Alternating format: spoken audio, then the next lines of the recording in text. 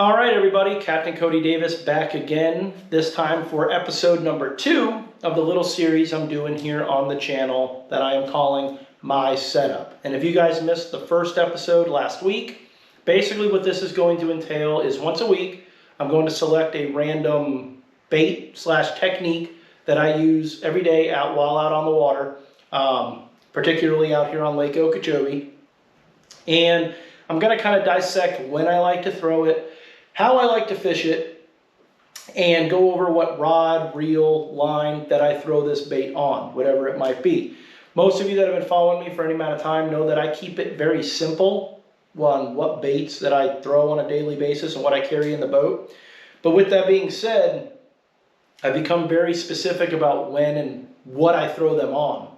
So I get a lot of questions on that. And so I thought this would be a good way just to pump out content to you guys, and be a good way to just dive in and really dissect each bait that I utilize out here. Keep in mind, this is what works for me. That's why it's called My Setup.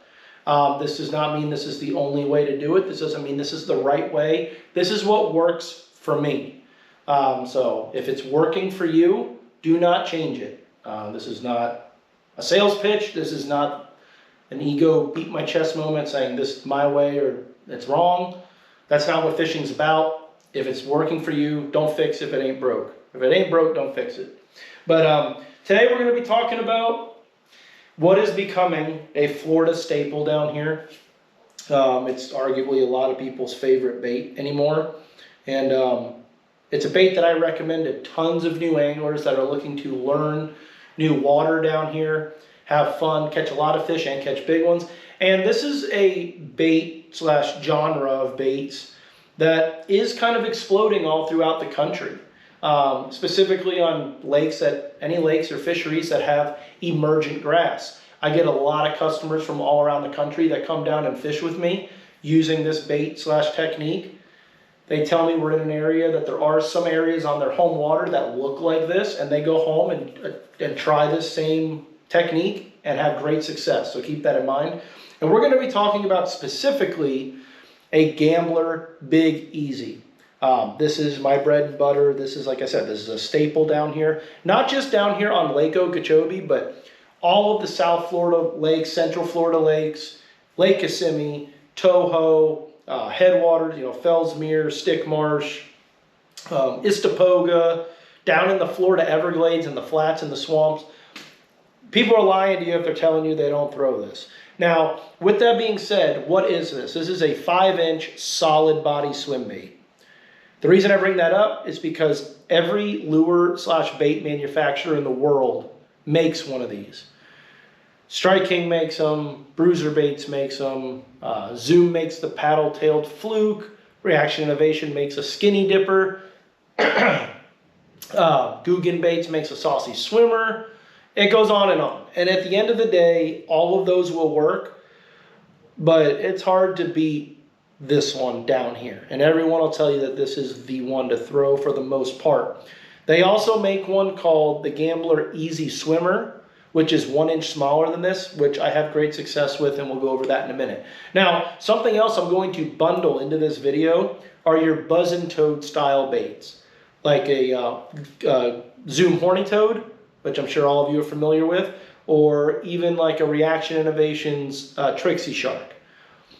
I pretty much throw all of those same types of baits the same time I'm throwing this, and I throw it on the same rod and reel, and the same combo, same line, same everything.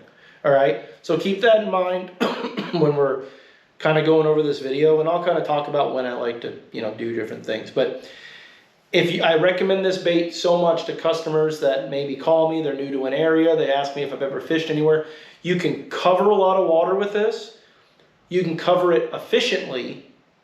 And what I mean by that is there's some baits you can throw, like a chatterbait, right? Like some people argue you could throw a chatterbait and you can cover a lot of water. That's true, but a lot of times if you're burning down the bank or burning through a grass field or what have you, and you're working that chatterbait quick, you are fishing it, but you're not fishing it to the best of that bait's ability. So you're not fishing as efficiently as you possibly can.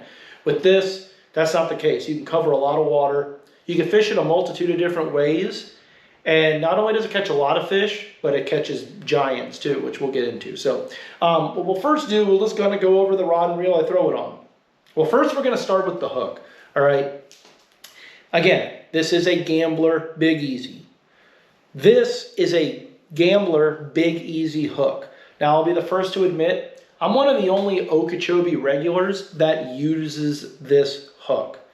I'm not saying it's the best. I'm not saying it's right. Again, it's what works for me. The reason I'm a big fan of this hook, well, first I'll tell you, most people throw their Big Easy on a 5 to a 7/0 EWG hook. And a lot of times Gambler, well, not a lot of times, but Gambler makes a bait or a product called a nose cone.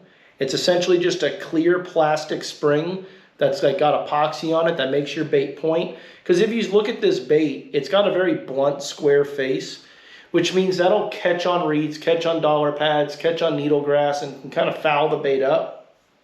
That pointy nose cone enables that bait to just sleek through the grass a little bit better. And so they'll usually use the nose cone and just a 5 or a 7/0 EWG style hook.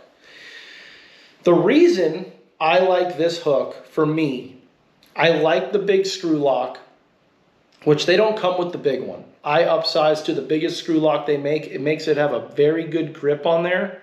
Again, I'm a full-time guide. I go through a lot of Big Easies. Any of you that have fished with me in the past week, what do we go through? I mean, it's crazy. I mean, I could build a house out of ripped Big Easies. So if you're catching small fish or missing some fish, sorry, that oversized screw lock does a good job of just holding onto the nose and not ripping the bait. So I go with that. This is a 7/0 hook. It's thick enough gauge wire where it doesn't straighten. You can straighten it, but I very rarely ever have that happen. Here's the big thing. The one I throw has an 1/8 ounce little belly weight on it. Now, the reason I like this, for a couple of reasons. One of the best ways to throw this bait, and why I kind of comboed the buzzin' toad style baits in with this, is because although it is a swim bait, very rarely do we swim it. One of the best ways to cover water and catch big fish on it is to throw it out, hold your rod tip up, and literally buzz this thing like a whopper plopper across the top of the water. It makes a gurgle that is just coming across the top, and those big ones, they don't get a good look at it, and they got to have it. So the reason I like the 1/8 ounce weight is it's light enough to where it doesn't inflict on the action of the bait when doing that. It's light enough that you can run it across the surface of the water with ease. But what it does do is if they are in a mood where they do prefer the bait to be swam subsurface, just V'ing under the water, it helps the bait run perfectly true. If you don't have that belly weight, sometimes this bait will roll on its side or something. Does that matter? I don't know. But to me, I like having that bait where it's just swimming true. The other cool thing is sometimes they'll come up and react and blow the bait up and miss it when they're guarding a bed, guarding fry. And if you throw this bait back in with that belly hook, it'll just dive straight down on the bed. You can kill it. And yeah, that's a great way to throw back and catch some big fish. So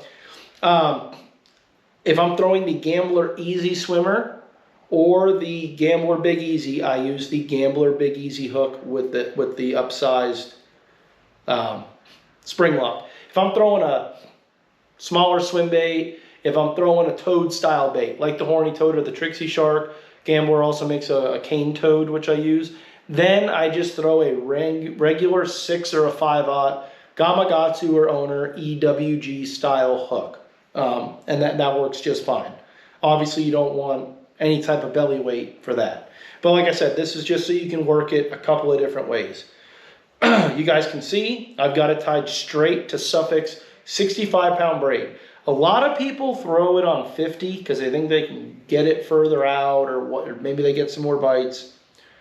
I get plenty of distance with 65. I throw it on 65 and it's like having insurance on insurance. You know, it just really, really don't break off. This is a 7/6 heavy action rod. Going back to, like I said, about the spook. a lot of people throw this bait on like a 7.2, a 7.4 heavy. I like a longer rod. So a 7.6 heavy works perfect for me. You want something that's pretty stiff, but you do want some good bend. And the reason, you know, that 7.6 helps me get a little bit more distance, helps me get a little bit more tip. And you want something that's relatively stiff, because a lot of times when they hit this bait, the whole key to it is to let them eat it. Anyone who practices down here for events, when we're out here just tying our line straight to a screw lock with no hook, will tell you they will not let this bait go. They won't do it.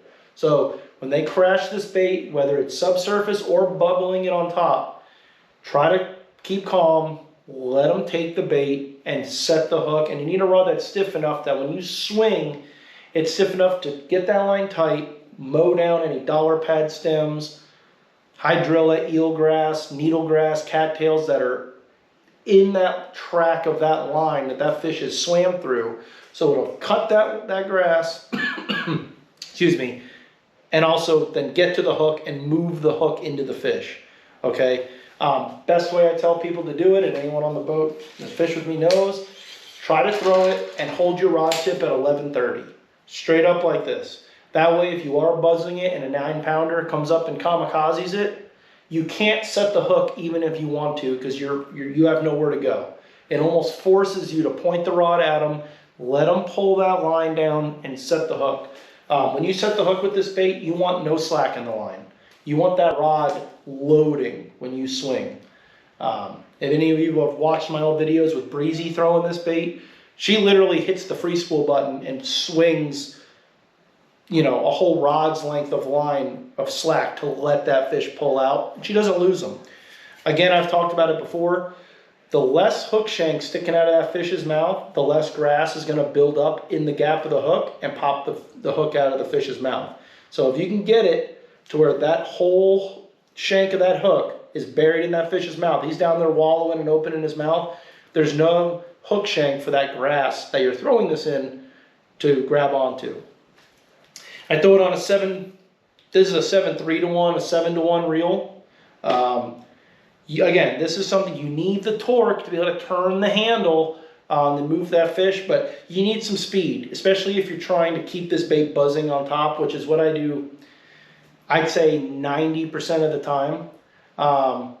You need that, or else you're going to wear yourself out. Keep in mind, if you swim this bait, sometimes you will get more bites swimming it, but I always feel I'm going to get my biggest fish when buzzing this bait. They make this bait in 100,000 different colors, and I always tell people, ask anyone who catches big fish down here their favorite color, Big Easy, and they're all going to tell you a different color. I think more times than not, you're moving this bait so fast, color does not really matter. So I don't get out, I don't even know what color this is. These lights are blinding me, and I don't even know what I have tied on here. And any of you that follow me know I'm not a big color guy. But when I throw this bait, it's great around the spawn. When these fish are guarding fry, when they're on the bed, most people think you have to dead stick a Senko on the fish's beds here. If you're sight fishing them and sitting on top of them, that might be the case. But when you're throwing 50 yards, you get this thing buzzing through those spawning flats and making that gurgle. It's an intimidating sounding bait, and those big fish want it nowhere near their bed. So that's when they'll come up and just crash it. Sometimes they get it, sometimes they don't, and that's why, again, going back to the belly weight, you could either kill it, let it fall in the bed, or reel it in and throw it back in there and let it fall down in there. It gets down there quick, and you land them. So, again, if I'm searching new water, you can throw this through anything. It comes through anything. It makes a lot of noise. You can slow it down. You can speed it up. And when I'm looking for new fish, especially in the wintertime. Now, as we get into now the spring and summer, the only times I'll really throw this is if we're in very shallow water, all right? And these fish are up there feeding on bluegill. I will throw this a lot of times at them, but more times than not, in that scenario, I'm gonna throw something like a swim jig or a frog. But there is a time and place for it, you know, in the summer, but this really excels for me from the months of late or October through now, through March. The reason I think this bait wasn't a bigger player this winter was because of our high water. I think the reason you saw those Elite Series guys and the invitational guys catch more fish on like frogs and vibrating jigs was because of the depth of the water. Where we're usually burning this bait across 2 feet of water was now 4.5 foot. I know it's only 2 feet, but for a Florida bass, that's a longer way to come up to crash a bait. This has been working for me here as of late, but I think it's because the water's dropping. So that's really, that's about it. So Gambler Big Easy, this is the one that I use. This is the one pretty much everyone uses. It's a badass bait. It catches them from, like I said, down in the Everglades when we're fishing in shin deep water. And I know it's catching them other places. Like I said, I know customers of mine that have been throwing this in Canada the same way we do down here, up on the Mississippi River, all over, and having great success. So definitely check it out. Like I said, real quick, 7/0 Gambler Big Easy hook with the 1/8 ounce belly weight, 65-pound braid. The Gambler Big Easy is, oh, and I'll jump into that real quick. The only time I'll really ever throw the Easy Swimmer, or the only time I'll take the time to switch, is if we're dealing with cold front conditions. Sometimes that slightly smaller profile is going to get you a few more bites. But either way, same hook, same line, same setup, even with that bait. 65-pound braid, 7.6 heavy rod, and a 7 to 7.5, 7.5 gear ratio reel. No drag on this, drag completely locked down, and let them eat it. Be patient, let them eat it, let them load the line and the rod up, set the hook. So that's it. That's it for this episode of my setup. It's a great bait. It's super fun. It's addicting when they're wrecking that thing. And they've been biting it pretty good here on Okeechobee over the past week and a half. So, yeah, I guess following week I'll pick another bait or technique that I use out here. And then following that, I'll be practicing, for the Toyota series. So that'll be the next videos you guys can keep a lookout for. So appreciate you guys watching. Like and subscribe, tell your friends and family, and I will see you guys on the next one.